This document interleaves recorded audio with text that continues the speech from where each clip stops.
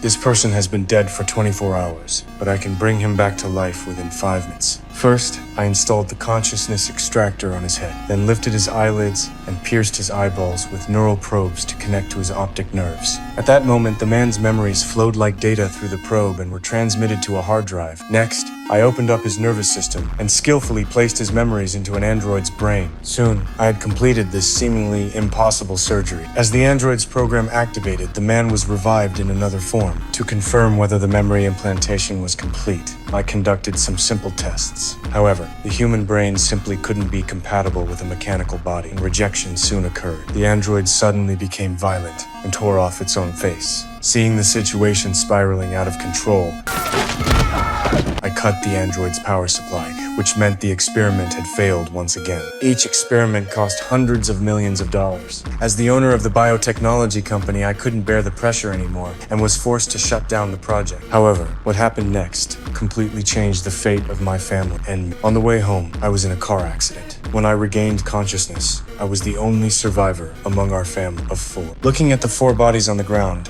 after a brief moment of grief, I made a bold decision. I called my colleague to rush over with the equipment. Seeing the chaotic scene, years of working together allowed him to instantly understand my intentions. But simply extracting memories could only place them in androids. We had never conducted experiments on living subjects. As a technical expert in animal cloning, when he learned I wanted to clone my family members, he immediately tried to stop this absurd idea. Setting aside the enormous risks, even if cloning succeeded, the brains would only remain at an infant stage unless we could implant memories into the clones. But my memory implantation experiments had never succeeded, so he urged me not to make another mistake. Indeed, what could be more terrifying in this world than losing one's family? What if something horrible goes wrong? Something already has.